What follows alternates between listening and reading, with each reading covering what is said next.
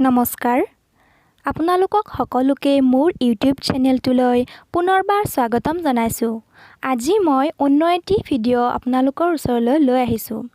ঘৰত থকা কিছুমান সামগ্ৰী যেনে দাইল, চাউল, সৰিয়হ ইত্যাদিৰে কেনেকৈনো ঘৰতে সহজে ৰাখি বনাব পাৰি তাক লৈ মই এই ভিডিঅ'টো লৈ আহিছোঁ। আজিৰ ভিডিঅ'টোত মই ঘৰত থকা মগু দাইল, মচুৰ দাইল আৰু চাউল, সৰিয়হ ইত্যাদি সামগ্ৰীৰে ঘৰতেনো কেনেকৈ ৰাখি বনাব পাৰি তাক দেখুৱাম। আপোনালোকে ভিডিঅ'টো ভালদৰে চাই যাব। ইয়াতে মই লৈছোঁ মগু দাইল, চাউল, মচুৰ দাইল আৰু সৰিয়হ। ইয়াতে মই ফেব্ৰিক কালাৰেৰে চাউল, দাইল আৰু সৰিয়হখিনি ৰং কৰি লৈছোঁ। আপোনালোকে যদি ৰং কৰিব নিবিচাৰে তেতিয়াহ'লে নালাগে। ৰাখি বনাবৰ বাবে মই ইয়াতে লৈছোঁ ৰং কৰি লোৱা মগু দাইল, মচুৰ দাইল আৰু চাউল, লগতে সৰিয়হ আৰু 3টা প্ৰকাৰৰ ষ্ট'ন লৈছোঁ। লগতে সূতা লৈছোঁ, কেঁচি, আঠা আৰু হাইলাইটাৰ লৈছোঁ। আৰু মই ফেব্ৰিক কালাৰটো ইয়াতে দেখুৱাই দিছোঁ। এইটো কালাৰেৰে মই চাউলখিনি, মচুৰ দাইলখিনি আৰু সৰিয়হখিনি মই কালাৰ কৰিছোঁ। আৰু লগতে আমাক কাগজো লাগিব অলপ। এতিয়া প্ৰথমতে মই সূতাখিনি এখন ঢাকনিত এনেদৰে মেৰিয়াই লৈছোঁ। অলপ বেছিকৈ মেৰিয়াই ল'ব লাগিব। আপোনালোকে যি ইচ্ছা, আপোনালোকৰ যি বস্তু থাকে তাত তেনেকৈ মেৰিয়াই ল'ব। হাততো ল'ব পাৰি। মই ইয়াতে লৈছোঁ। সেইখিনি এনেদৰে অলপ বেছিকৈ মেৰিয়াই ল'ম। ইয়াৰ পিছত কেঁচি এখনেৰে মই সূতাখিনি কাটি ল'ম। দুফালে কাটি ল'ম মই।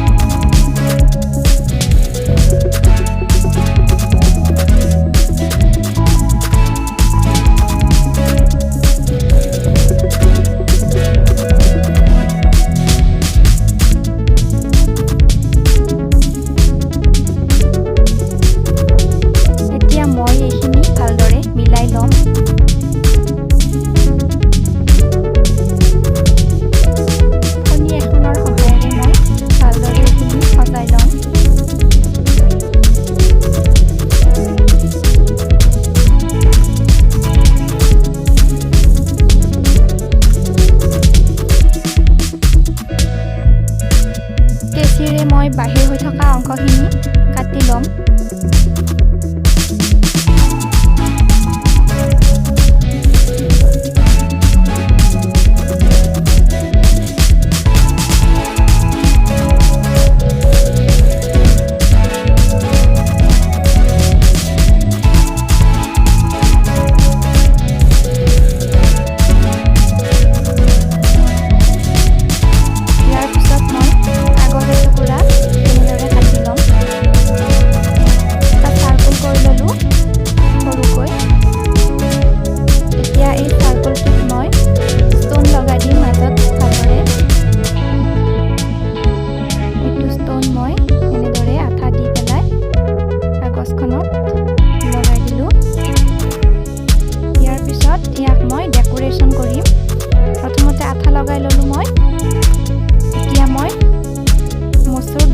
ৰং কৰা মচুৰ দাইলেৰে ইয়াত ডেকোৰেশ্যন কৰি আছোঁ।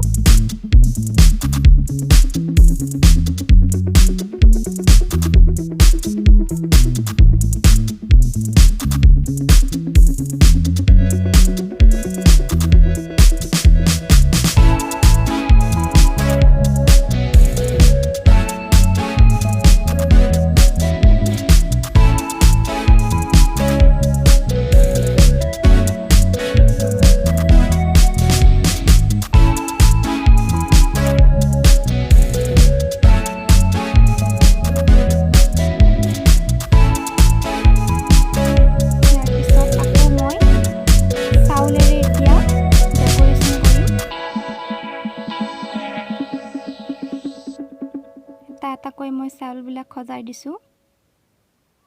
ইয়াতে মই যদিও কালাৰ কৰিছোঁ, আপোনালোকে কালাৰ নকৰা দাইল চাউলো ল'ব পাৰে, তেনেকৈও খুব ধুনীয়া দেখি।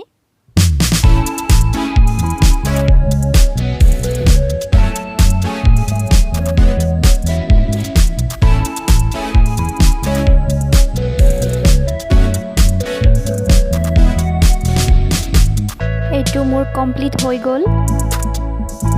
এতিয়া মই গুণা কালাৰৰ সূতা লৈছোঁ আৰু ঠিক আগৰ দৰে মই মেৰিয়াই লৈ বান্ধি দিছোঁ আৰু ভালদৰে মিলাই লৈছোঁ। মই এতিয়া ৰঙা কালাৰৰ সূতাখিনিৰ ওপৰত এইটো দিম ধুনীয়া দেখিবৰ বাবে। ইয়াক মই ফণীৰে ভালদৰে মিলাই দিম আৰু কেঁচিৰে মই কাষকেইটা কাটি দিম, মিলাই দিম, আঠাও দি দিম মই ইয়াতে।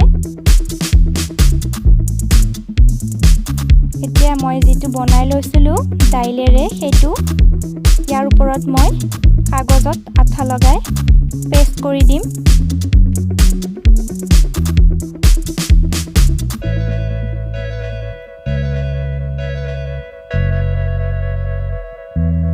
ইয়াতে আঠা লগাই মই এতিয়া পেষ্ট কৰি দিম।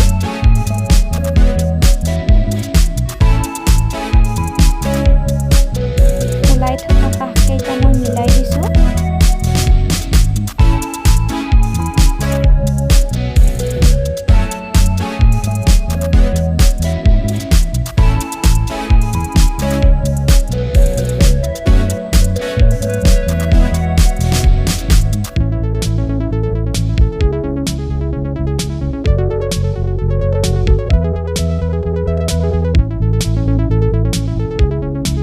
মই ৰছীৰ কাৰণে দুটা সূতা লৈছোঁ, দুটা বেলেগ বেলেগ কালাৰৰ সূতা লৈছোঁ আৰু দুটা মই পকাই দিছোঁ ভাঁজ ল'বৰ কাৰণে। মই এফালে ধৰি থাকি এফালৰ পৰা পকাই আছোঁ।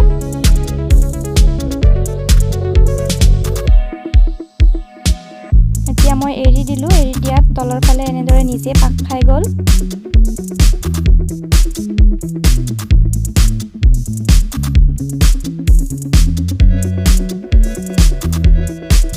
ইয়াৰে মই দুটা ফালে এতিয়া গাঁঠি লগাই দিম।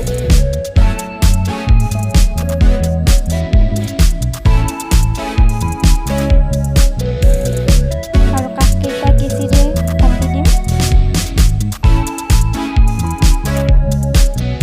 আপোনালোকে বিচাৰিলে বেছিকৈও সূতা ল'ব পাৰে, মই অকণমান লৈছোঁ।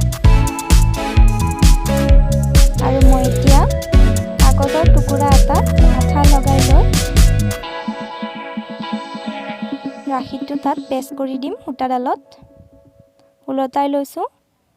এতিয়া ইয়াত আঠা লগাই লৈ মই এনেদৰে পেষ্ট কৰি দিছোঁ। আমাৰ এয়া ৰাখি প্ৰস্তুত হৈ এয়া ৰাখিডাল দেখিবলৈ ধুনীয়া হৈছে। দাইল আৰু চাউলেৰে বনোৱা ৰাখি যেন নালাগে। এতিয়া অন্য এটি ৰাখিৰ কাৰণে মই মগু দাইল লৈছোঁ।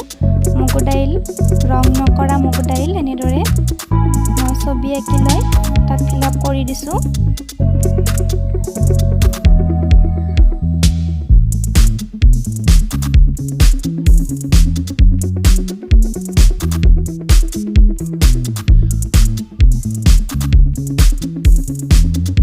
ইয়াত মই এতিয়া ৰঙা ৰং কৰা চাউল কাষটোত দি দিছোঁ।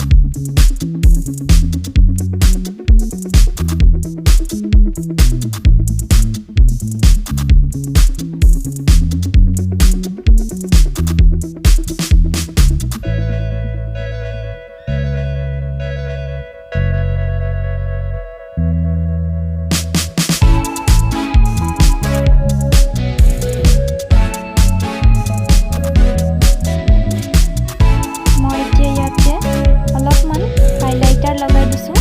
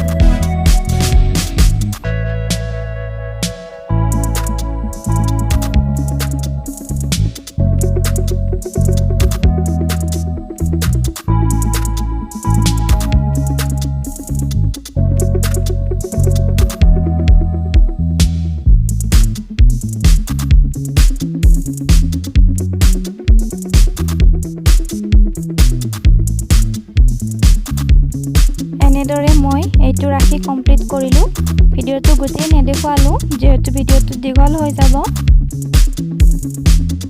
এইটো ৰাখিত মই ভাই বুলি গ্লিটাৰেৰে লিখি পেলাই এনেদৰে ডেকোৰেট কৰিছো আপোনালোকে নিজৰ ইচ্ছামতে ডেকোৰেট কৰিব পাৰে মই বনোৱা ৰাখি কেইটা দেখুৱালো